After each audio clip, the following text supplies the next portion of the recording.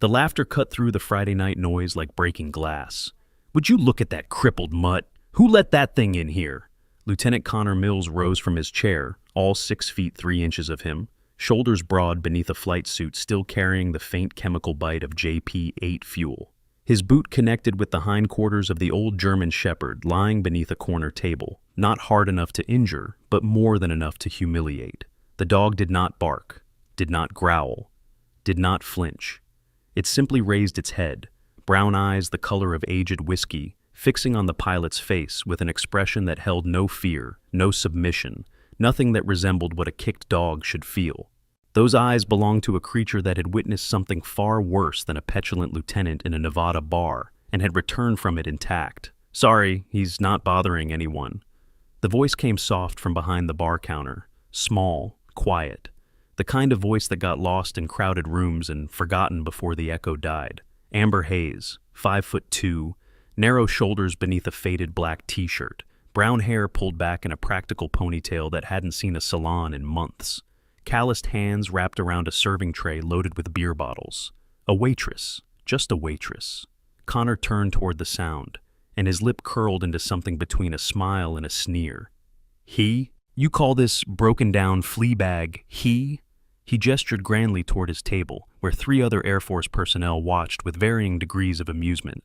"Does your precious dog have a rank too? Should I be saluting?" 32 people occupied Wings and Wheels that night. The bar sat 3 miles from Nellis Air Force Base, an institution older than half the pilots who drank there. Photographs of aviation legends covered every inch of wall space, not claimed by neon beer signs or vintage propellers. The air smelled of buffalo wings, spilled alcohol, and the particular musk of people who worked with machines that could break the sound barrier. In the far corner, 4 men in their 60s nursed whiskeys and watched the confrontation with narrowed eyes. Veterans. The kind who had stopped announcing their service decades ago, but never stopped carrying it. Behind the bar, Master Sergeant Silas Brennan, retired, owner and operator of Wings and Wheels for the past 15 years, set down the glass he'd been polishing. His fingers, still steady despite 72 years of use, drummed once against the wooden counter. Amber said nothing to Connor's mockery. She simply placed her hand on the German shepherd's broad head, fingers tracing a path over the fur until they found something hidden beneath. A scar, long and jagged, running from the base of the left ear down toward the thick collar around the dog's neck. The scar had a peculiar shape, not the clean line of a surgical incision or the ragged tear of a dogfight. It curved and branched in patterns that spoke of velocity, of metal fragmenting at speeds the human eye could not track. No one noticed. Not yet. But in the next 90 minutes, everything these people believed about courage, about loyalty, about the price of silence, would shatter completely. The dog's name was Rex, the waitress's name was Amber, and the truth waiting to surface would bring a lieutenant to his knees and make a colonel salute a German shepherd. Connor had already returned his attention to his table, where Captain Bianca Frost was saying something that made the group laugh. Bianca wore her blonde hair in the regulation bun required of female officers, though several strategically loose strands suggested she'd spent considerable time making it appear effortlessly imperfect. Her flight suit fit like it had been tailored, which it probably had been, and her voice carried the particular confidence of someone who had never been told no by anyone who mattered. "I cannot believe they let animals in here," Bianca said, loud enough to carry. "Some of us have standards." Technical Sergeant Fletcher Reeves nodded vigorously. Fletcher was the kind of man who had memorized every specification of every aircraft in the United States inventory, but had never actually flown anything more demanding than a desk chair. He compensated for this with aggressive expertise, correcting pronunciation and challenging credentials with the fervor of someone desperate to belong. "Health code violation probably," Fletcher added. "Someone should report it." The 4th member of their group, Airman First Class Blake Simmons, had already pulled out his phone. Blake was 22, fresh from technical training, and possessed the particular talent of making every situation slightly worse while maintaining plausible deniability. His fingers moved across the screen as he aimed the camera toward Rex. "This is definitely going on my story," Blake announced. Caption: "Even the service dogs at Nellis are broke. #budget cuts." At her station behind the bar, Amber continued working. She pulled bottles from the cooler, arranged them on her tray, wiped down a section of counter that didn't need wiping. Her movements were economical, efficient, and absolutely unremarkable. Silas watched her with an expression that had shifted from casual attention to something more focused. He'd hired Amber 3 months ago when she'd walked in during a lunch shift, asked if he needed help, and demonstrated an ability to memorize a 12-item order without writing anything down. She'd never mentioned where she'd worked before. He'd never asked. In the service industry, some questions stayed unspoken, but something about the way she moved had bothered him from the first day. Nothing dramatic, nothing obvious. Just small things.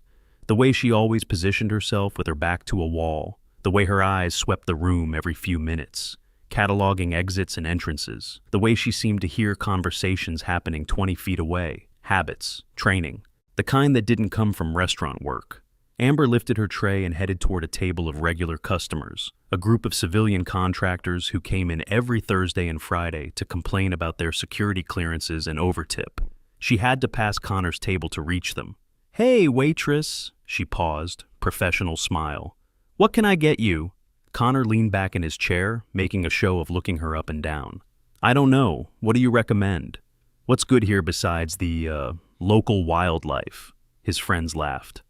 Bianca covered her mouth with perfectly manicured fingers, as if the joke was too delicious to fully contain. "The wings are popular," Amber said, her voice carrying no trace of reaction to the insult. "House specialty." "The wings." Connor repeated the words, as if she'd suggested he eat from a garbage can. "Fletcher, you hear that? She recommends the wings." He turned back to Amber, leaning forward now, invading her space. "Tell me something, sweetheart. You know what I do for a living?" "You're a pilot." "I'm a pilot." He said it the way other men might say I'm a god.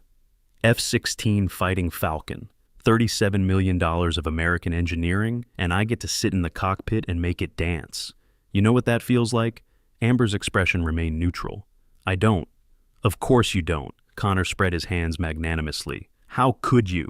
You pour beer, you wipe tables, that's your whole world right there. The most exciting thing that happens to you is when someone orders something that's not on the menu." Bianca leaned in. "Connor, leave the poor thing alone. She probably doesn't even know what an F-16 is."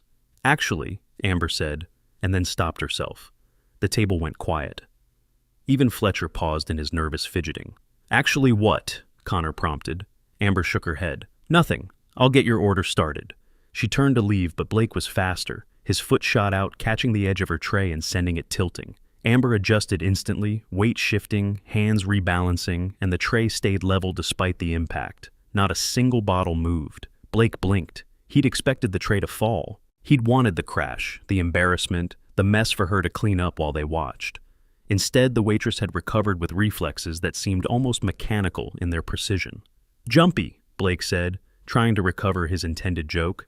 "Guess dropping trays is bad for tips." Amber didn't respond. She continued toward her destination, delivered the beers to the contractor table, collected their payment, and made her way back toward the bar. Her path took her past Rex, and she paused just long enough to run her fingers over his head once more. The dog's tail thumped once against the floor, just once. In the corner, one of the older veterans, a man with a silver crew cut and a faded Marine Corps tattoo visible beneath his rolled shirt sleeve, leaned toward his companions. "You see that?" "See what?" "The way she caught that tray. That wasn't reflex. That was training." His friend shrugged. "Maybe she's been doing this a long time." "Maybe," but the first man kept watching, his beer forgotten on the table in front of him.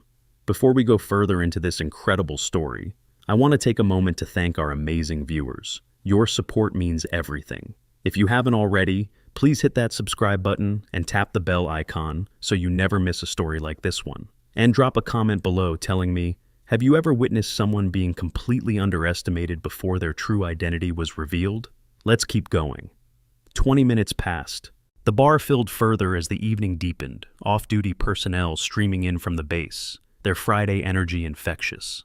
A country song played on the jukebox, something about trucks and heartbreak, and conversation rose and fell in waves. At Connor's table, the drinks kept flowing, and the mockery kept building. They had found their entertainment for the evening, and they weren't about to let it go. "Yo, waitress," Blake called out, waving his empty glass. "We need refills over here. What kind of service is this?" Amber approached with fresh bottles, her movements unhurried despite the summons. As she distributed the drinks, Fletcher decided it was his turn to join the sport. "So," he said, adjusting his glasses with an air of intellectual superiority, "this base has a lot of NATO partnerships. You speak any other languages? German, maybe? We have a lot of German exchange pilots coming through." It was a trap, and everyone at the table knew it. Fletcher had spent 2 years stationed in Ramstein and considered himself an authority on European affairs. He expected her to stumble through some high school remnant of foreign language, giving him the opportunity to correct and condescend. "Ich spreche ein wenig Deutsch," Amber replied. Her pronunciation was flawless, accent perfect, the kind of German that didn't come from classroom instruction. "Aber ich bevorzuge Englisch, wenn es Ihnen nichts ausmacht." "I speak a little German, but I prefer English, if you don't mind." Fletcher's smug expression flickered. "That's actually not bad. Where'd you learn that? Here and there?" "Here and there," Bianca repeated mockingly. "How mysterious. What else are you hiding, waitress? Secret doctorate in international relations?" Amber picked up the empty bottles from the table. "Just good at picking things up." She left before they could respond, but not before Connor caught her wrist. His grip wasn't painful, but it was firm, controlling. The kind of touch that said, "I can do what I want, and no one will stop me. Don't walk away when we're talking to you." Amber looked down at his hand on her wrist, then up at his face. Her expression hadn't changed, hadn't hardened or softened, but something in her eyes made Connor feel, for just a fraction of a second, like he'd grabbed something he shouldn't have. He released her. "Sensitive," he muttered as she walked away, "for a waitress." Under the corner table, Rex had risen to his feet. The dog stood watching the exchange, his posture shifting subtly, weight balanced, head lowered. It wasn't aggressive, wasn't threatening in any obvious way, but the old veterans in the corner noticed the change. "That's not a pet," the silver-haired Marine said quietly. "Look at how it's standing.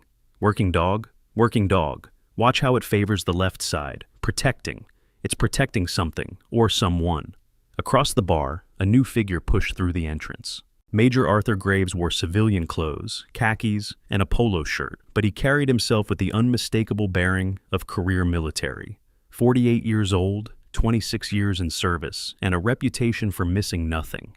He'd come to Wings and Wheels for a quiet drink away from the base, but quiet was clearly not on the menu tonight. He chose a seat at the far end of the bar, positioning himself where he could observe the entire room, and waited for service. Silas reached him first. "Major, the usual, please." "Rough week?" Graves accepted his bourbon with a nod of thanks. "Every week's rough, Silas. That's why they pay us." He gestured with his glass toward Connor's table. "Those yours?" "Stationed here, if that's what you mean. Not mine by choice." "Lieutenant Mills?" Graves spoke the name without affection. "I've heard things." "Everyone's heard things. Question is whether anyone's going to do anything about the things." The major didn't respond. He just watched as Amber made another pass through the room, collecting empties, delivering orders, moving with that same quiet efficiency that made her nearly invisible. Nearly. Because Arthur Graves had spent his career learning to see what others missed, and something about this particular waitress didn't fit the picture. At Connor's table, the evening's entertainment was evolving. Blake had found a new target. "Hey, check this out." He held up his phone, showing a photo he had taken earlier. Rex's face filled the screen, captured mid-yawn, tongue lolling. "Look at this pathetic thing. I'm going to post this with #military discount, because even the dogs around here are running on empty." Fletcher laughed too loud. Bianca smirked. Connor raised his glass in mock salute. None of them noticed Amber freeze 3 tables away. None of them saw her knuckles go white around the tray she was carrying. None of them registered the infinitesimal tightening around her eyes. She took a breath, then another, then continued on her route as if nothing had happened. But under the corner table, Rex had shifted position again. His eyes, those ancient amber eyes, tracked Blake's phone with an intensity that went beyond canine curiosity. The camera flash had illuminated something around Rex's neck. Hidden beneath the thick fur of his collar, half visible for less than a second, metal glinted. Dog tags, real ones, the military kind. No one saw, not yet. 45 minutes into the evening, Connor decided to escalate. "I'm bored," he announced, standing up and stretching elaborately. "This place needs some excitement." He grabbed his beer and wandered toward the corner table where Rex lay, the dog's head resting on his paws, eyes half closed, but ears still tracking every sound in the room. "Hey there, soldier." Connor squatted down, bringing himself to Rex's level. "What's your story? You get discharged for being too ugly?"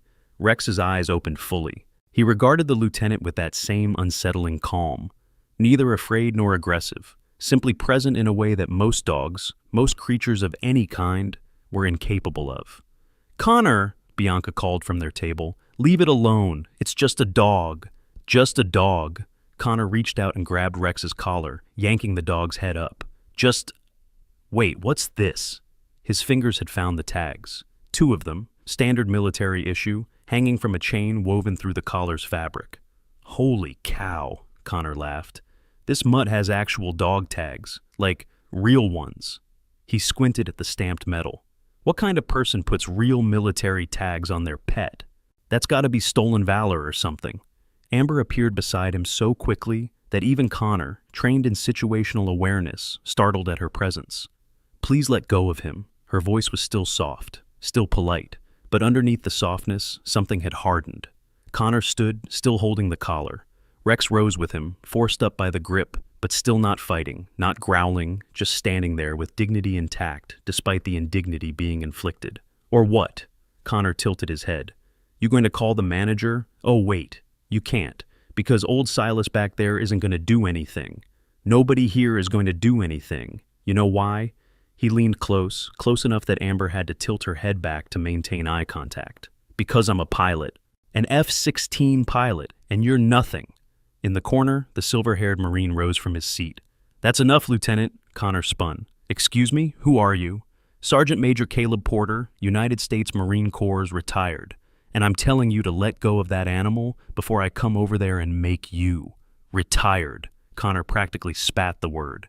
"Which means you're a civilian now. Which means you can sit back down and mind your own business, old-timer." The tension in the bar had shifted. Conversations died. Glasses stopped clinking. Even the jukebox seemed quieter, the song between tracks. Major Graves set his bourbon down and began paying attention. Silas Brennan's hand moved below the bar, towards something only he knew was there. And Amber Hayes simply stood, her body positioned between Connor and Rex, small and still, and utterly unafraid. "Let him go," she repeated. "Make me." She didn't try. She just looked at him, that same flat expression she'd worn all night, the one that showed nothing and revealed nothing. Then, so quietly that only Connor could hear, she spoke again. "You have no idea what he's survived. You have no idea what I've survived. Walk away. Please." Something in her voice, some quality that went beyond the words, made Connor hesitate. For the span of 3 heartbeats, he actually considered it. Then Blake called out from the table. "Connor, stop flirting with the help and get back here. Bianca's doing shots." The spell broke. Connor released Rex's collar with a dismissive shove and swaggered back to his friends, throwing one last comment over his shoulder. "Train your dog better, sweetheart. Next time he might not be so lucky."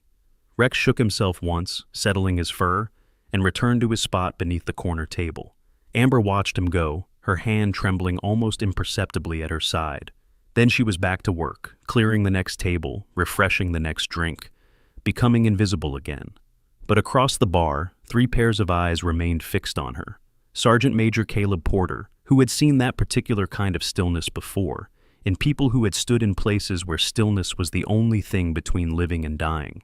Master Sergeant Silas Brennan, who was beginning to suspect that his quiet waitress carried secrets far heavier than a tray of drinks. And Major Arthur Graves, who had just noticed something peculiar about the way the woman held herself when she thought no one was watching. Military bearing, unmistakable. 68 minutes remained until everything changed. The evening crawled toward its hinge point. At 11:15 p.m., a young pilot named Ethan Cole pushed through the entrance. Lieutenant Cole was 24, fresh off his qualification flights, and technically assigned to the same squadron as Connor Mills. But where Connor wore his status like a weapon, Ethan carried his like a question he was still trying to answer. He scanned the room, spotted Connor's table, and deliberately chose a seat at the bar instead. Silas raised an eyebrow. "Don't want to join your friends?" "They're not my friends." Ethan ordered a beer and stared at the television mounted in the corner, some baseball game playing to an empty audience. "Just because we fly together doesn't mean we have to drink together." "Smart kid."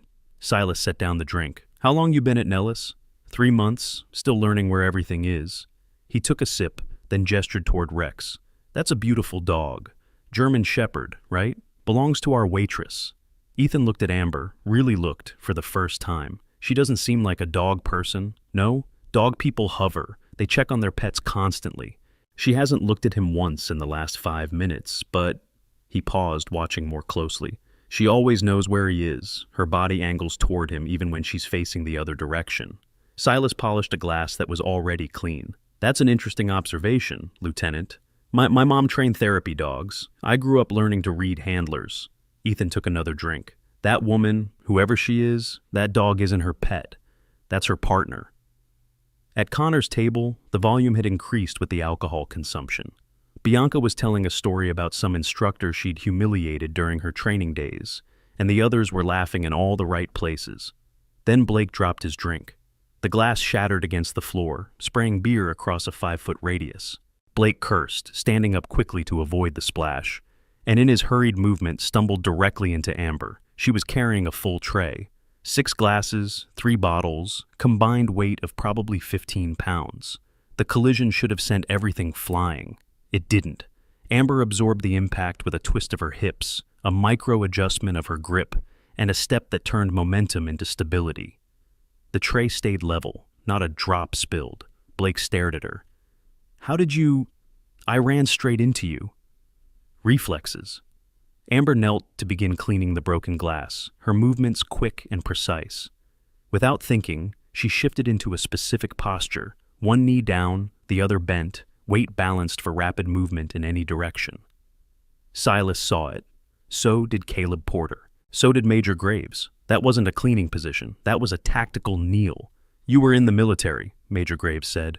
It wasn't a question. Amber looked up, startled for the first time all evening. Her expression flickered, something passing behind her eyes before the neutral mask returned. No, sir. Just a waitress. People don't kneel like that unless they've been trained to. I must have seen it somewhere. Graves held her gaze for a long moment. Then, seemingly satisfied, he returned to his drink. But his attention remained on her, peripheral now, watching without appearing to watch. At Connor's table, Bianca had noticed the exchange. Did that officer just accuse the waitress of being military? That's hilarious. Maybe she's undercover, Fletcher suggested, laughing at his own joke. Deep cover mission, infiltrate Wings and Wheels and report on the quality of their onion rings. The rings are actually pretty good, Blake said, missing the humor entirely. Connor wasn't laughing. He was watching Amber finish cleaning the broken glass, watching the efficiency of her movements, the way she collected every shard without cutting herself even once. For the second time that evening, something like doubt flickered through him. Then it passed, drowned in beer and ego. Yo, waitress, he called. When you're done playing janitor, we need another round. Some of us have important things to celebrate. Amber rose, disposed of the glass carefully, and approached their table with fresh drinks. As she distributed them, Fletcher decided to test her again. Pop quiz, he said, pushing his glasses up. Since you apparently speak German and have mysterious reflexes, let's see what else you know. What's the maximum speed of an F-16 Fighting Falcon? Amber set down his beer. Mach 2. Fletcher's eyebrows rose. Lucky guess. That's common knowledge. Is it? Everyone knows that. Okay. She turned to leave, and Fletcher felt cheated. He'd wanted to correct her, to demonstrate his superior knowledge, and she'd denied him the opportunity by being right. Wait, he called after her. What about specific variants? What about the Block 52 with conformal fuel tanks? That affects performance parameters, you know. Amber paused. Her back was to them, so they couldn't see her expression. When she spoke, her voice was barely audible, meant for herself rather than them. Block 52 with CFTs drops the max speed slightly due to increased drag, about Mach 1.8 in optimal conditions. But the extended range is worth the trade-off for long-duration missions. She said it to herself. But Silas, standing just a few feet away, heard every word. His hands stopped polishing the glass. His eyes found hers as she passed, and in them she saw a question forming. She shook her head, barely perceptible. He didn't pursue it. But he moved a little closer to the phone mounted on the wall behind the bar. At the table of retired veterans, Caleb Porter leaned toward his companions. That girl knows aircraft specifications better than the technical sergeant trying to quiz her. Could be an enthusiast, another veteran suggested. Some people just like planes. Could be, Caleb didn't sound convinced. Or she's something else entirely. Across the room, Rex had risen from his spot. The German shepherd limped toward Amber as she worked, his movement deliberate, despite the obvious discomfort in his gait. When he reached her, he pressed his body against her leg, a gesture of connection that lasted exactly 2 seconds before he returned to his corner. It was nothing, a dog seeking attention from its owner. But Ethan Cole, watching from the bar, noticed how the dog had positioned himself during those 2 seconds, between Amber and the table of pilots, shielding her blind side. "Silas," Ethan said quietly, "that dog. Is it? I feel like I've seen it somewhere before. Maybe on the street. He's around." "No, that's not—" Ethan pulled out his phone, but the battery indicator blinked red. "For crying out loud. Does this place have a charger?" Outlet by the bathroom. Ethan left to resurrect his phone, a theory forming in his mind that he couldn't quite articulate yet.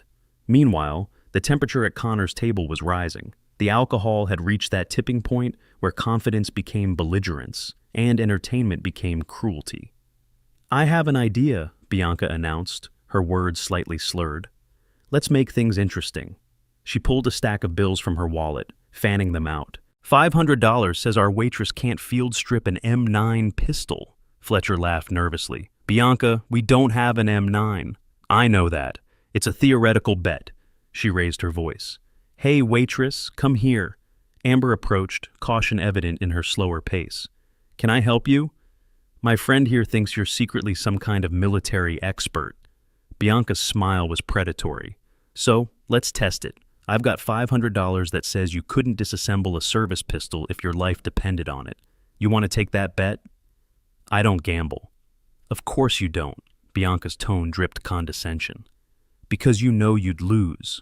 Because, despite your little German phrases and your airplane factoids, you're still just a girl who pours drinks for people better than her." Amber's hand tightened on her tray. "Will there be anything else?" "Actually, yes." Blake stood up, blocking her path. "I want to know something. Why do you even have that dog here? This is a bar, not a kennel. What's so special about him that he gets to lie around taking up space?" "He's my companion."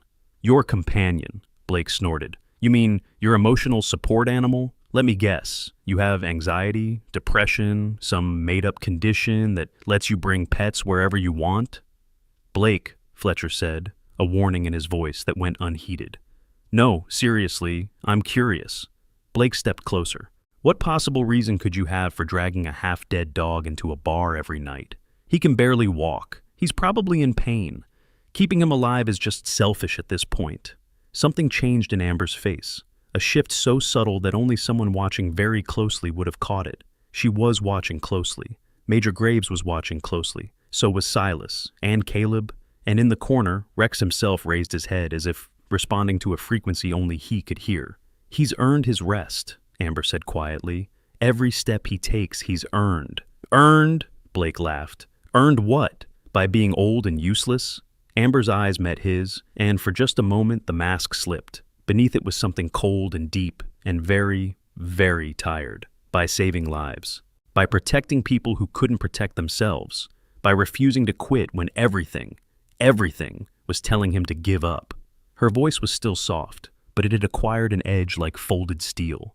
"You want to know what's special about him? He's the bravest soul I've ever known, and he'd die for me without a second thought, the same way he almost did once already."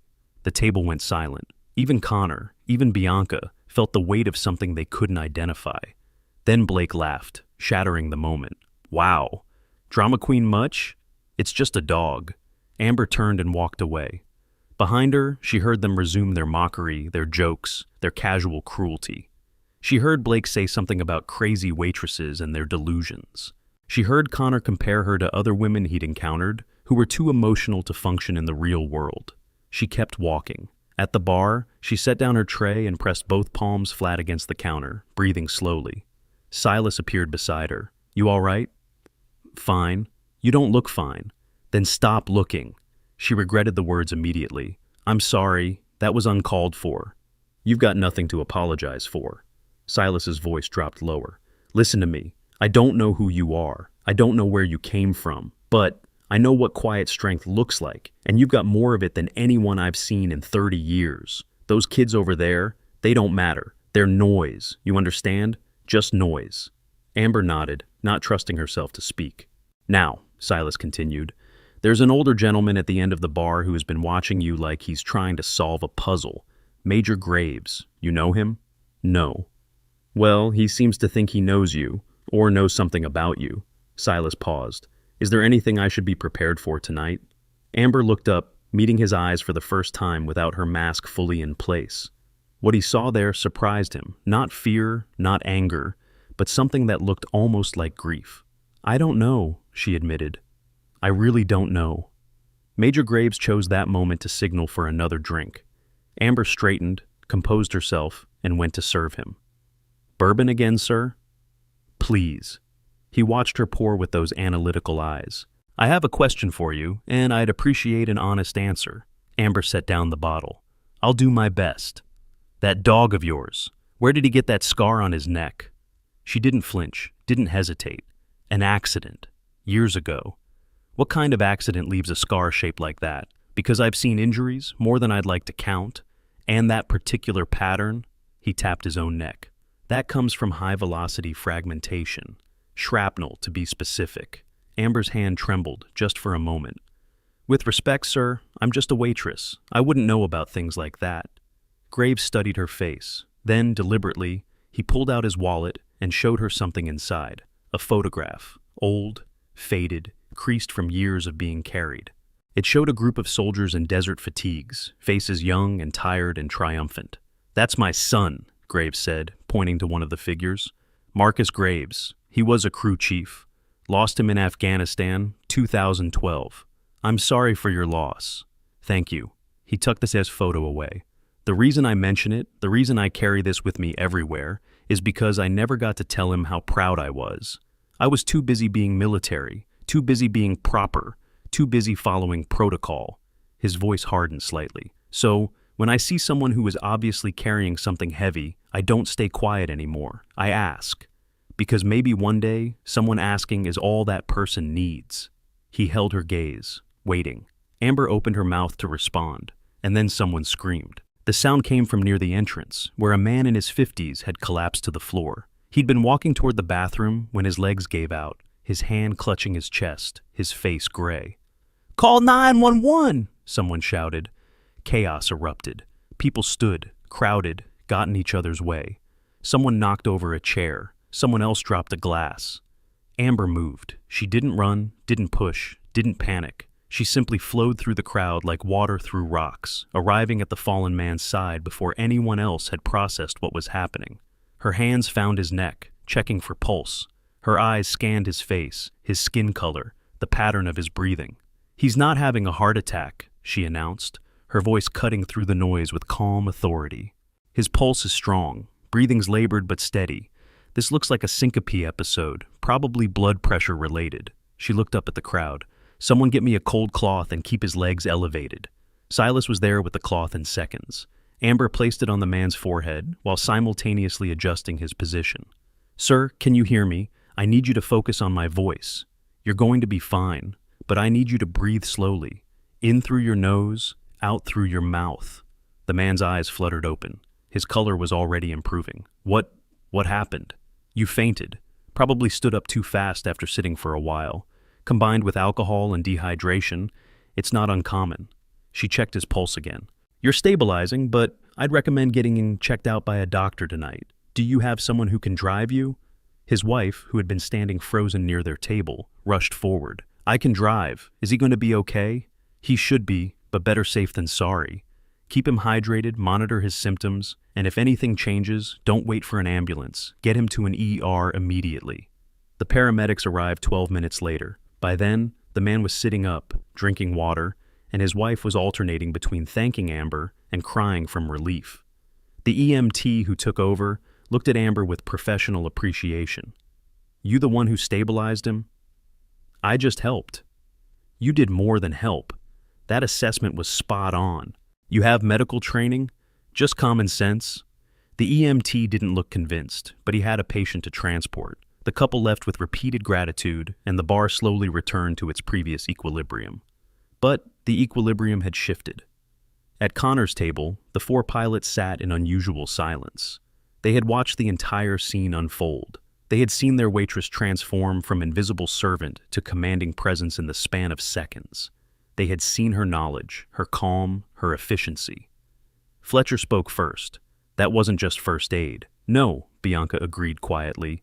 That was TCCC, Tactical Combat Casualty Care. How would a waitress know TCCC protocol? Blake asked. No one had an answer. At the bar, Dr. Fiona Wells had risen from her seat. Fiona was a veterinarian assigned to the military working dog unit at Nellis, and she had watched Amber's performance with the trained eye of someone who recognized clinical competence. "Excuse me," she said, approaching Amber. "That was impressive." Amber was washing her hands, scrubbing them with the particular thoroughness that spoke of ingrained habit. "Thank you. I'm serious. The way you assessed that patient, the way you communicated with him, your checklist approach to symptoms, that doesn't come from TV or basic CPR classes." Fiona tilted her head. "That comes from treating casualties in the field. I've picked up a lot of random knowledge over the years." "Random knowledge," Fiona almost smiled. "Is that what we're calling it?" Before Amber could respond, a commotion drew their attention back to Connor's table. Blake was holding something up, displaying it with triumphant malice. A small leather bag, the kind used for personal items. Amber's bag. "Look what I found behind the bar," Blake announced. "Since our waitress likes to pretend she's all mysterious, let's see what she's actually carrying around." Amber's face went pale. "That's my property." "Is it?" Blake upended the bag onto the table. A wallet, keys, lip balm, and various mundane items scattered across the surface. And there, mixed among them, something that caught the light. A challenge coin, worn around the edges, obviously carried for years. The kind of token that meant more to its owner than any amount of money. Blake picked it up, examining it. "What's this? Some kind of souvenir?" "Give that back!" Amber's voice had changed. The softness was gone, replaced by something harder, something that made Fletcher shift uncomfortably in his seat. "Why?" Blake turned the coin over. "It's just a cheap piece of metal. What could possibly—" He squinted at the inscription. "Wait, wait, wait, wait!" His mockery died mid-sentence. "Night Stalkers," he read slowly. 1/60th SOAR. He looked up at Amber, then back at the coin. "This is a special operations coin. This is a real special operations coin." The bar had gone quiet again. At his position by the wall, Major Graves had risen to his feet. "Airman Simmons," he said, his voice carrying the weight of command even in civilian clothes. "Give me that coin, now." Blake hesitated. "Sir, I gave you an order, Airman." The use of rank did what nothing else could. Blake's hand trembled as he extended the coin toward the Major. Graves took it, examined it, read the inscription on the back, his lips moving silently. A.H. Operation Valkyrie, 2019. His head snapped up, eyes finding Amber with new intensity. "Where did you get this?"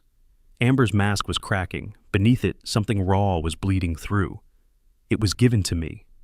"By whom?" She said nothing. "This coin," Graves continued, stepping closer, "was minted for a specific operation, a classified operation. The people who received these coins, I can count them on one hand." His voice dropped lower. A.H. "What does that stand for?" The bar held its breath. Amber looked at the Major, at the coin in his hand, at the eyes of everyone watching. She looked at Rex, who had risen from his corner and was limping toward her with purpose. "It stands for someone who doesn't exist anymore," she finally said. "It stands for someone who died a long time ago." "Did she?" Graves asked. "Did she really?" We're at the halfway point of this incredible story, and I promise you, what happens next will give you chills. If you're enjoying this, please take 1 second to hit that like button. It helps more people discover stories like these, and share this video with someone who needs to hear it today. Trust me, you'll want to talk about this ending. Now, back to the story. The silence stretched like a wire about to snap. Then Connor, driven by some combination of alcohol, wounded pride, and the desperate need to reassert control, pushed back his chair and strode toward Amber. "This is ridiculous," he declared. "She's messing with us. That coin is probably fake, bought off some military surplus website. She's been playing games all night, making us look stupid, and I'm done with it." "Lieutenant Mills," Graves's voice carried warning, Stand down. With all due respect, sir, you're not in uniform and neither am I. This isn't a military matter, Connor pointed at Amber. This is some waitress who's been jerking us around. She probably stole that coin from someone, probably stole those dog tags too. His eyes narrowed. What else are you hiding? What else did you take from real soldiers so you could play pretend? Amber didn't respond. She simply stood there, Rex pressed against her leg, her face an unreadable mask. Nothing to say? Connor stepped closer. All that smart talk earlier, all those knowing looks, and now you're quiet? Maybe because you know I'm right. Maybe because you know you're about to get caught. Connor, stop. Bianca's voice held uncertainty now, doubt that hadn't been there before. Maybe we should just what? Let her keep lying? Let her disrespect the real military, the people who actually serve? Connor was inches from Amber now, using his height to loom over her. My father was Air Force. My grandfather was Air Force. I've earned my place in this uniform. What have you earned? What gives you the right to carry that coin like you belong? Amber's eyes met his. In them, Connor saw something that made him hesitate, an ancient weariness, a sorrow that ran deeper than anything he'd encountered in his 26 years of privileged existence. You want to know what I've earned? Her voice was barely above a whisper. You really want to know? Yeah. Connor's confidence was wavering, but he'd committed too far to back down. Enlighten me. Amber looked past him, at the room full of watching eyes, at Silas behind the bar, at Caleb Porter in the corner, at Major Graves holding her challenge coin. I earned the right to stay silent, she said. I earned the right to keep my past to myself.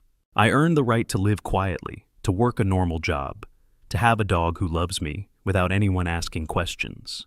Her voice cracked just slightly. I earned all of that with blood, with years that I'll never get back, with memories that wake me up at 3 a.m. screaming.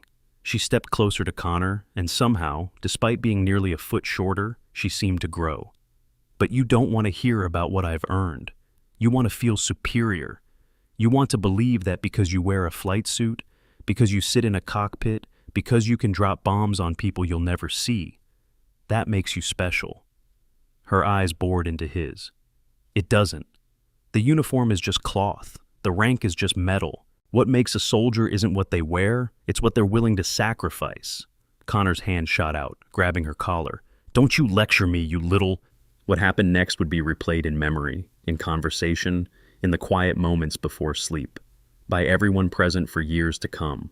Rex moved. The old dog, the limping dog, the creature they had dismissed as broken and useless, launched himself between Connor and Amber with a speed that contradicted everything his body suggested was possible. He didn't attack. He didn't bite. He simply inserted himself into the space between them, forcing Connor to release his grip or fall over a 70-pound obstacle. Connor stumbled backward. Rex stood his ground, positioning himself exactly as he'd been trained to do, exactly as he'd done 100 times before, in situations far more dangerous than a bar confrontation. Protective posture, warning stance, the clear, unmistakable body language of a military working dog executing his primary function.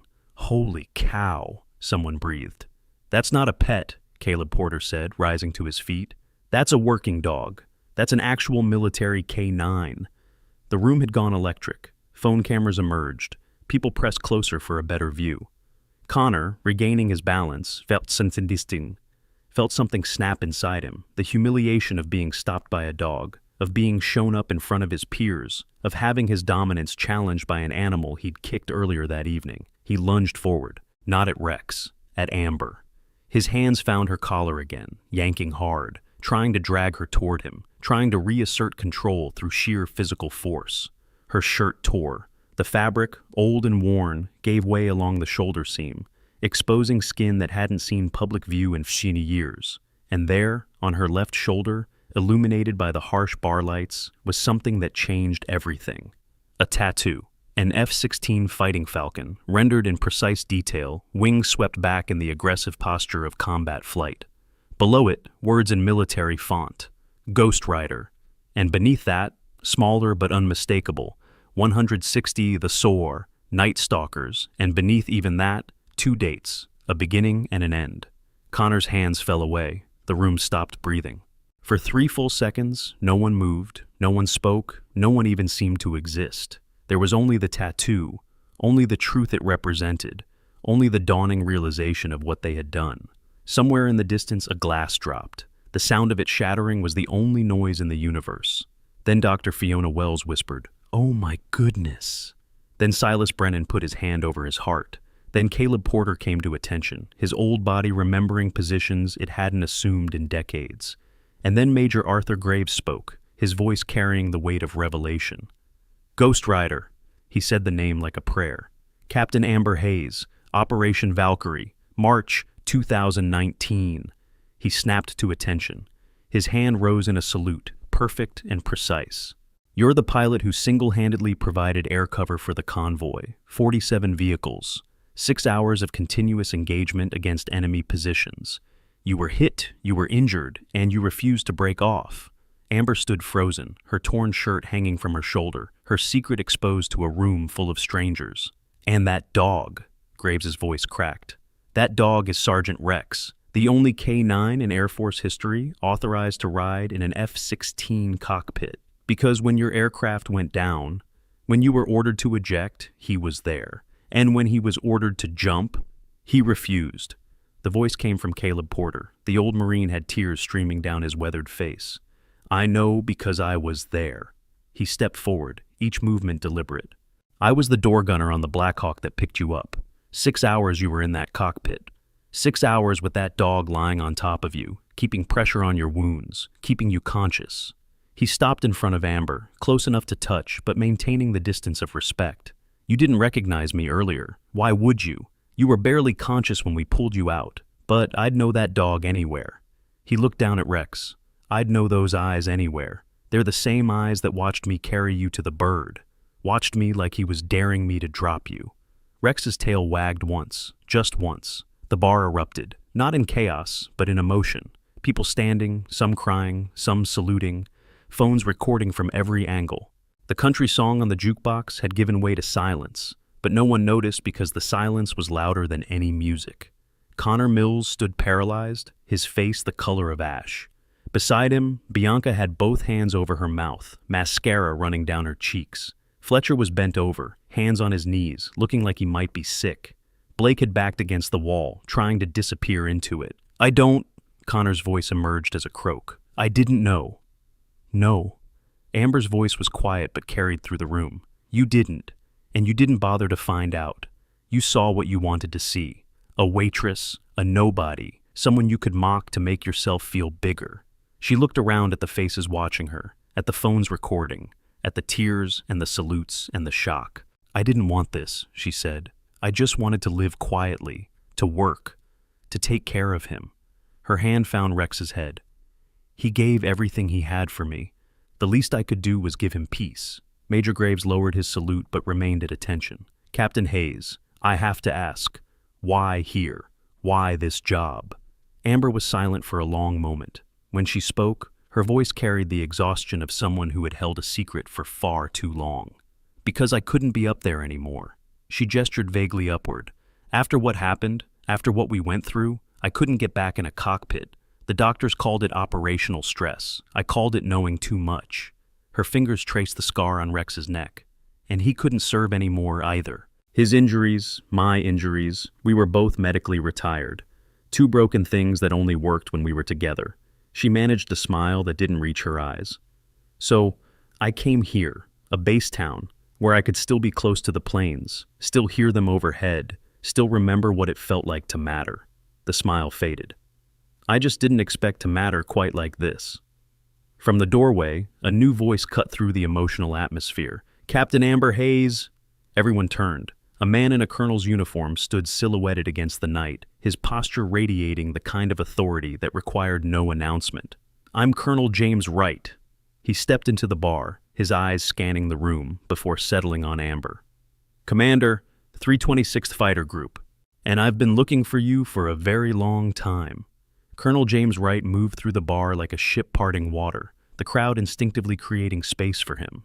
His uniform was crisp despite the late hour, ribbons aligned with mathematical precision, eagles gleaming on his shoulders. This was not a man who made social visits. Behind him, two more figures entered. A woman in civilian clothes carrying a leather briefcase, and a younger officer whose nervous energy suggested he'd rather be anywhere else. Wright stopped 3 feet from Amber, his eyes taking in the torn shirt, the exposed tattoo, the old dog pressed against her leg.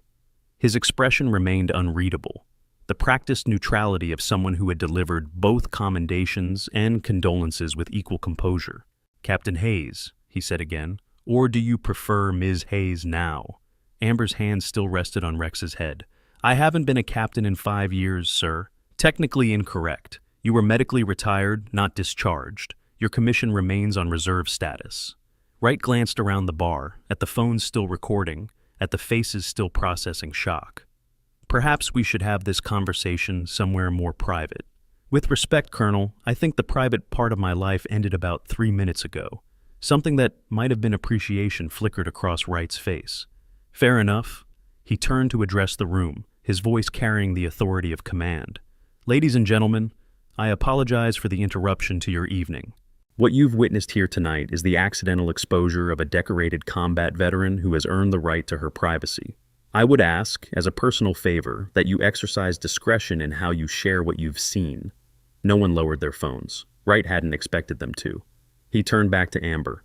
"I came here tonight because my office received a call about an incident involving one of my pilots and a civilian." His eyes found Connor Mills, who seemed to shrink under the attention. "Lieutenant Mills, would you care to explain why I'm standing in a bar at 23:45 hours instead of home with my family?" Connor's mouth opened and closed. No sound emerged. "I see." Wright's tone could have frozen jet fuel. "Then perhaps Captain Hayes can illuminate me." Amber shook her head. "It doesn't matter, sir. It was a misunderstanding." "A misunderstanding." Wright repeated the word as if testing its weight. "Captain, your shirt is torn. Your personal effects were apparently searched without consent. And according to the call I received from Master Sergeant Brennan here, you've been subjected to sustained harassment for the past several hours." He paused. "That doesn't sound like a misunderstanding. That sounds like conduct unbecoming." From his position against the wall, Blake Simmons made a sound like a deflating balloon. "Sir," Major Graves stepped forward, "I witnessed most of tonight's events. I can provide a full report." "I'm sure you can, Arthur. And I'm sure it will make for interesting reading." Wright's attention remained fixed on Amber. "But right now, I'm more interested in why one of the most decorated pilots in Night Stalker history is serving drinks in a bar 3 miles from my base, and why nobody told me she was here." The question hung in the air. Amber seemed to consider several responses before settling on the simplest truth. "Because I didn't want to be found, sir. Because I wanted to be invisible." "And how's that working out for you?" Despite everything, Amber almost smiled. "Not great, apparently." Wright nodded slowly. Then he did something that made everyone in the bar catch their breath. He extended his hand, not for a handshake, palm up, fingers spread, in the universal gesture of offering. "Captain Hayes, I didn't come here just because of tonight's incident. I came because I've been trying to locate you for 8 months. He reached into his jacket with his other hand and produced a manila folder. "There's something you need to know. Something that changes everything about what happened to you in 2019. Amber stared at the folder like it contained a live snake. "I don't understand." "You will." Wright set the folder on the nearest table. "But first, I need to deal with some personnel matters." He turned toward Connor's group, and his voice dropped to a temperature that made the Nevada desert feel tropical. "Lieutenant Mills, Airman Simmons, you will report to my office at 0600 hours tomorrow morning. You will bring your dress uniforms. You will be prepared to explain your actions tonight in detail." Connor found his voice. "Sir, I didn't know who she was. If you had known, you would have treated her with respect." Wright cut him off. "That's the problem, Lieutenant. Respect shouldn't require a resume. Decency shouldn't require credentials." He stepped closer to Connor, and though the colonel was shorter by several inches, he somehow managed to look down at the young pilot. That woman saved 47 vehicles full of American soldiers. She flew for 6 hours with shrapnel in her body because there was no one else to provide cover. And when her aircraft went down, when she had every right to eject and save herself, she stayed in that cockpit because her partner couldn't jump. Wright's voice hardened further. "And you kicked her dog. You mocked her service. You assaulted her in front of 30 witnesses." He shook his head. "I don't care if she was a waitress or a 4-star general. What you did tonight was wrong, and you knew it was wrong while you were doing it. Connor's face had progressed from ash-colored to something approaching green. Sir, save it for tomorrow. Wright dismissed him with a gesture and turned to Bianca and Fletcher. Captain Frost, Technical Sergeant Reeves, you're not named in the complaint, but your presence and participation are noted. Consider this your official counseling. Whatever ambitions you have for your careers, remember that reputation is built in moments like these. He paused. You're dismissed, all of you. The 4 pilots didn't need to be told twice. They gathered their things with the frantic efficiency of people fleeing a burning building, avoiding eye contact with everyone as they made their way to the exit. Connor paused at the door, looking back at Amber one final time. I'm sorry, he said. The words sounded hollow, but something in his eyes suggested he might actually mean them. I really am sorry. Then he was gone, and the bar felt larger in his absence. Wright waited until the door closed before turning back to Amber. His demeanor softened, the commanding officer giving way to something more human. Please, he said, gesturing to a chair. Sit down. This is going to be difficult to hear. Amber sat. Rex immediately positioned himself at her feet, his body pressed against her legs. Silas appeared with a glass of water, which she accepted with a grateful nod. The colonel took the seat across from her, placing the manila folder between them. Operation Valkyrie, he began. March 15th, 2019. You were flying close air support for a convoy transiting through the hostile territory. Enemy forces ambushed the convoy, and you provided cover for 6 hours until reinforcements arrived. During that engagement, your aircraft sustained critical damage. You were ordered to eject. I remember, Amber said quietly. You refused the order because Sergeant Rex was in your cockpit, and the canine ejection system had malfunctioned. You stayed with your aircraft, sustained additional injuries, and crash-landed in a relatively controlled descent. Rex kept you alive until rescue arrived. Wright paused. That's the official record. That's what happened. No. Wright opened the folder. That's what we thought happened. Until 6 months ago, when we recovered your aircraft's black box from the crash site. Amber's hand stopped halfway to her water glass. The black box was destroyed in the crash. That's what I was told. That's what everyone was told. Turns out it was ejected before impact and landed nearly a kilometer away. A shepherd found it while looking for a lost goat. It took months to work through diplomatic channels to get it back. Wright slid a sheet of paper across the table. Captain Hayes, your aircraft wasn't shot down by enemy fire. The words didn't make sense. Amber stared at them, stared at the colonel, waiting for the punchline. I don't understand. Your aircraft was sabotaged. Wright's voice was gentle but firm. The damage you sustained, the reason your ejection system failed, the reason Rex's emergency extraction didn't function, none of that was combat damage. Someone tampered with your plane before you ever took off. The bar had gone absolutely silent. Even the people who had been recording had lowered their phones, sensing that this moment was too sacred for social media. Sabotaged, Amber repeated. The word felt foreign in her mouth. By who? That's what we're trying to determine. The black box data shows that specific systems were disabled in a way that couldn't have happened accidentally. Whoever did this had access to your aircraft, had technical knowledge, and had a reason to want you specifically to fail that mission. Amber's hand found Rex's fur, gripping tighter than she realized.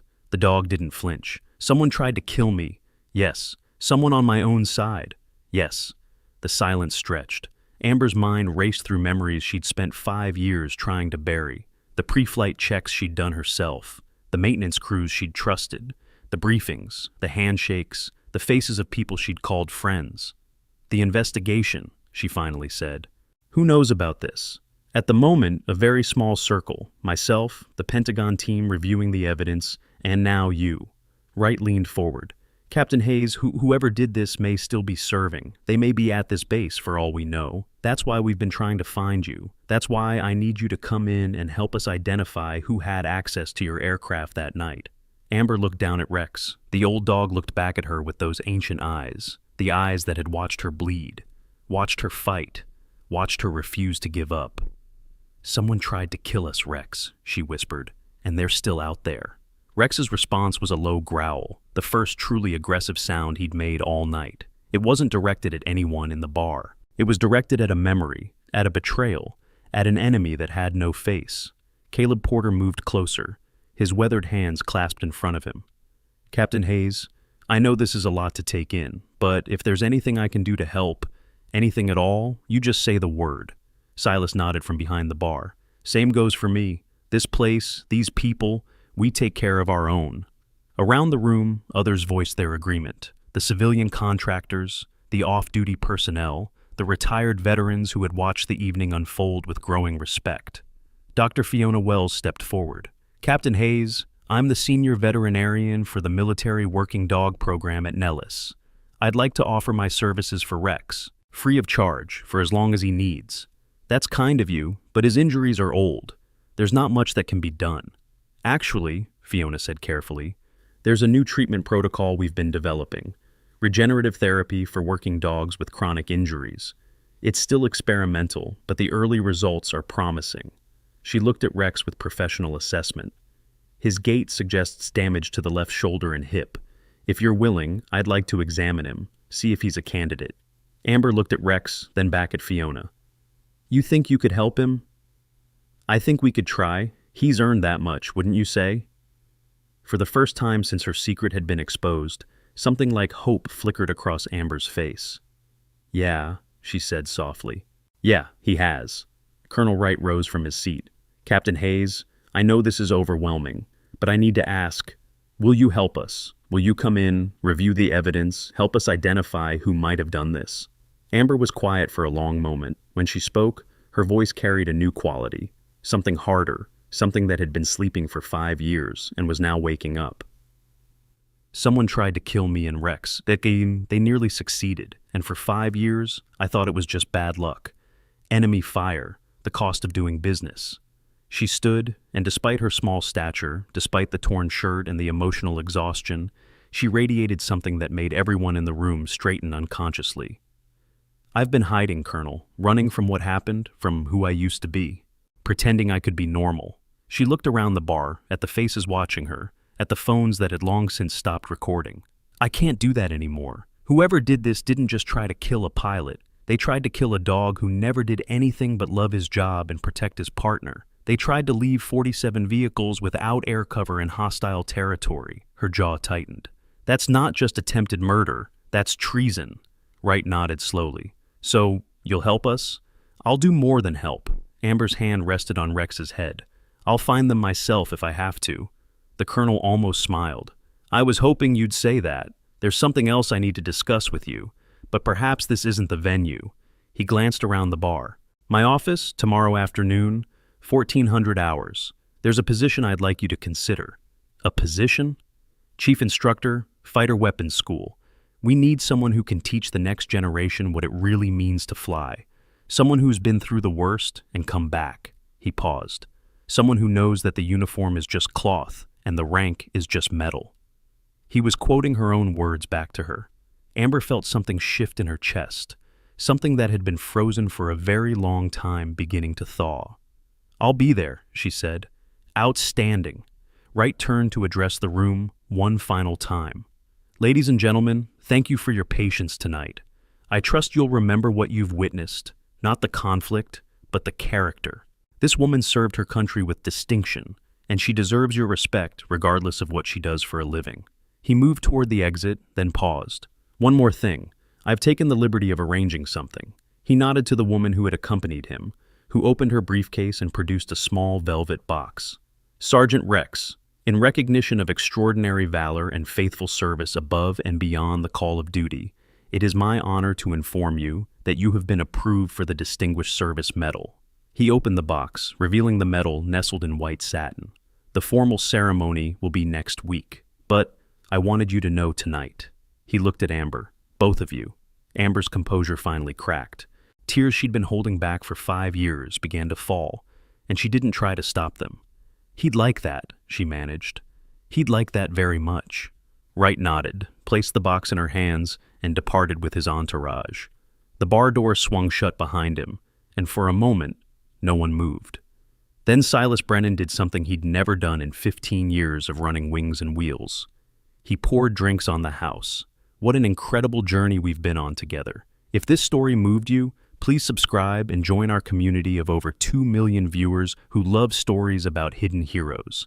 Turn on notifications so you're the first to know when the next story drops. And comment below what moment hit you the hardest. I read every single comment. Thank you for watching. The next hour passed in a blur of handshakes, embraces, and stories exchanged. Veterans who had stayed silent all evening came forward to share their own experiences, their own struggles with returning to civilian life, their own understanding of what Amber had endured. Fletcher Reeves returned alone, having apparently separated from the others. He approached Amber with the hesitant body language of someone expecting rejection. "Captain Hayes, I know I have no right to ask anything of you, but I needed to say this in person." He swallowed hard. "I've spent my whole career feeling like I had to prove I belonged. I never flew combat. I never deployed. I just maintained aircraft and memorized specifications and pretended that made me part of something." His voice cracked. "Tonight, I saw what real service looks like, and I saw what a real coward looks like. I was the coward." Amber studied him for a long moment. "What's your name again?" "Fletcher Reeves, Technical Sergeant. Technical Sergeant Reeves." She spoke the words carefully. "The people who maintain the aircraft are the ones who keep pilots alive. Every bolt you tighten, every system you check, every hour you spend making sure everything works. That's service. That matters." "But I wasn't—" "You weren't what?" "Brave?" Amber shook her head. "Bravery isn't about being fearless. It's about being afraid and doing the right thing anyway. You came back here tonight. You apologized. That took courage." Fletcher's eyes were wet. "Thank you, Captain. Thank you." He left, and Amber watched him go with an expression that might have been compassion. Bianca Frost appeared next, her earlier composure entirely absent. Without makeup, with her hair falling loose from its regulation bun, she looked younger, more vulnerable, more human. "I wanted to be like you," she said without preamble. "First female pilot in my family. I thought I had to be tough, had to be mean, had to prove I deserved my seat." She laughed bitterly. "Instead, I just became everything I hated about the men who doubted me." "It's easy to become what you fight against," Amber said. "I've done it too. How do I stop?" Amber considered the question. "Start by being the person you needed when you were struggling, the one who helps instead of tears down, the one who sees potential instead of competition." Bianca nodded slowly, absorbing the words. "I'm sorry for all of it." "I know." She left, and Amber felt something release in her chest. Not forgiveness exactly, not yet, but the possibility of it. The last to approach was Ethan Cole, the young pilot who had chosen to sit at the bar rather than join his squad mates. "Captain Hayes, I just wanted to say, I knew something was different about you. From the moment I saw how Rex moved, how you moved, I knew." He pulled out his phone, now charged. "I finally figured out where I'd seen him before, the Air Force Museum. There's a whole exhibit about the K-9 program, and Rex's picture is on the wall. I just couldn't place it until now." Amber looked at the photo on his screen. It showed a younger Rex standing proudly beside an F-16, his handler's face obscured by a helmet visor. "That was a long time ago," she said softly. "It was yesterday, as far as history is concerned." Ethan put his phone away. "I'm new to Nellis, still figuring out who I want to be as a pilot, but I know one thing for sure. I don't want to be like Connor Mills. I want to be the kind of pilot who remembers that everyone has a story. That's a good start. Would you—" He hesitated. "Would you be willing to talk sometime about what it was like up there? The real stuff, not the official reports?" Amber looked at him, at his earnest face, at the genuine curiosity in his eyes. She saw herself in him, the young pilot she'd once been, hungry for wisdom from those who had walked the path first. "Come by the bar next week," she said. "If I'm not here, I'll be at the base. Colonel Wright seems to think I have a job waiting for me." Ethan's face lit up. "Yes, ma'am. Thank you, ma'am." He practically bounced out of the bar, and Amber found herself smiling despite everything. The crowd had thinned. Most of the Friday night regulars had departed, leaving behind only the truly committed drinkers and those too invested in the evening's drama to leave. Caleb Porter remained, nursing a whiskey at the corner table where his veteran friends had sat. He caught Amber's eye and raised his glass in silent salute. She walked over and sat across from him. "You were really there," she said, "on the Black Hawk." "I was really there." Caleb's eyes grew distant. "We got the call that a pilot was down, ejection failed, possibly wounded. By the time we reached the coordinates, we thought we were doing body recovery. He took a long sip. Then we saw the smoke from your flare, and we knew you were still fighting. I don't remember much after the crash. You wouldn't. You were in and out of consciousness. But Rex never stopped watching, never stopped positioning himself between you and any perceived threat. Caleb pulled out his wallet and extracted a worn photograph. I took this when we got you on the bird. Didn't know if you'd make it. Figured someone should document what happened. The photo showed Amber strapped to a stretcher, her face pale and bloody, an oxygen mask covering her mouth. And there, lying across her chest, was Rex, his body shielding her vital organs, his head resting on her shoulder, his eyes fixed on the camera with an expression that said, "Try to move me." Amber's hand shook as she took the photograph. I never knew this existed. I've carried it for 5 years. Showed it to my grandkids when they asked what bravery looks like. Caleb reached across and gently closed her fingers around the photo. You keep it. It belongs to you. She couldn't speak, could only nod, tears streaming freely now. Caleb stood, placed a weathered hand on her shoulder, and walked out into the Nevada night.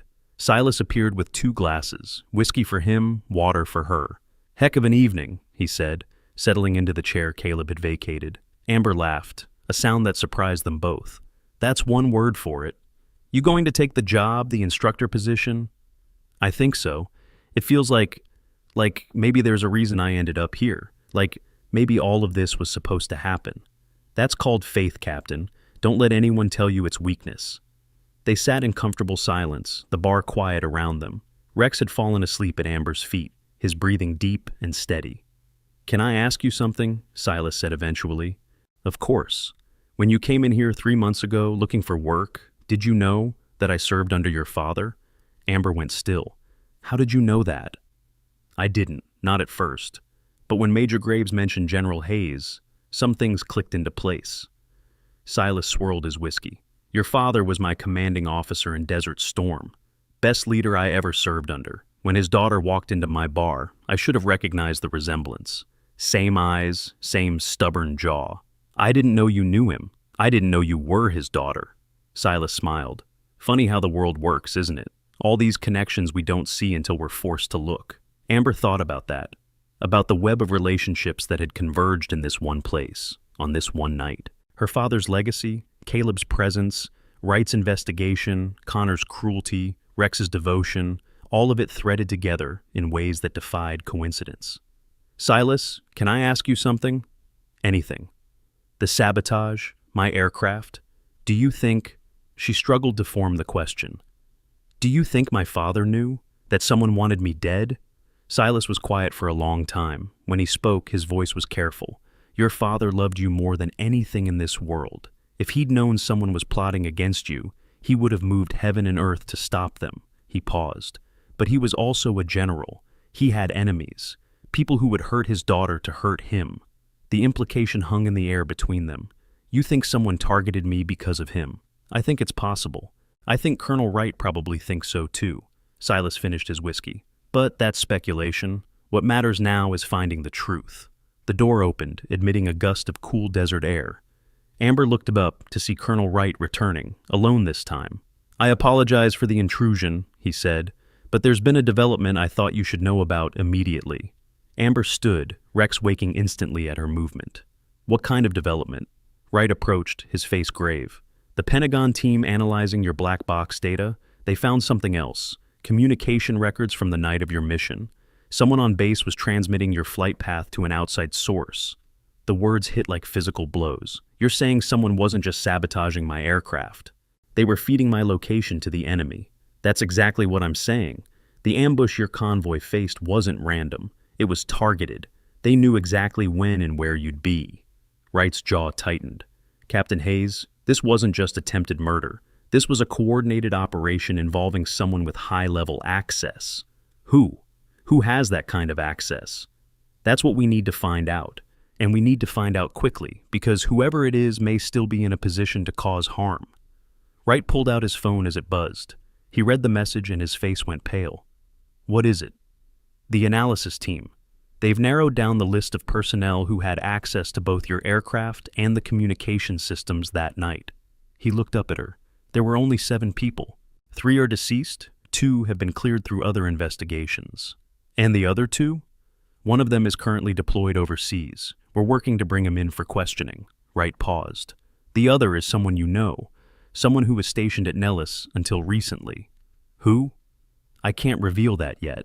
Not until we have more evidence. But I can tell you this, they transferred out 6 months ago, right around the time we recovered your black box, like they knew we were getting close. Amber felt the floor shift beneath her feet. Someone she knew, someone she had trusted, worked with, maybe even called friend, someone who had looked her in the eye while planning her death. I want to help, she said, her voice steady despite the turmoil inside. Whatever it takes, whatever you need, I'm in. I was hoping you'd say that. Wright pocketed his phone. Report to my office tomorrow at 1400 hours as planned. We'll read you in on everything we have. And, Captain, he held her gaze, watch your back. If this person learns you're involved in the investigation, you could become a target again. I've been a target before, yes, but this time, we know it's coming. He glanced at Rex. Take care of each other. He left, and the bar fell silent once more. Amber stood in the middle of Wings and Wheels, surrounded by empty tables and fading memories of the evening's chaos. Rex pressed against her leg, a warm and constant presence. Well, buddy, she said softly, kneeling to look into his eyes. Looks like retirement's over. Rex's tail wagged slowly. His tongue lolled out in what might have been a smile. Someone tried to kill us. Someone we probably trusted. And now we have to find them before they try again. She scratched behind his ears. You ready for one more mission? The sound Rex made wasn't quite a bark, more like an affirmation, a vocalization she hadn't heard in 5 years. The sound of a working dog accepting an assignment. Amber rose and walked to the bar's entrance, Rex limping faithfully at her side. She pushed open the door and stepped into the Nevada night. The desert stretched endlessly around her, stars scattered across the sky like shrapnel from some cosmic explosion. In the distance she could hear the rumble of jets taking off from Nellis, the sound she'd fallen asleep to for so many years. She looked down at Rex, then up at the sky. Okay, partner, let's find out who wanted us dead. Rex barked once, sharp, clear, determined, and somewhere in the darkness, in an office or a barracks or a home that looked perfectly ordinary, someone who had thought their secret was safe felt a chill run down their spine. They didn't know it yet, but Ghost Rider was back, and this time, she wasn't flying alone. Amber reached into her pocket and touched the photograph Caleb had given her. The image of her broken body on a stretcher, Rex draped across her chest like a living shield. She thought about all the moments that had led to this one.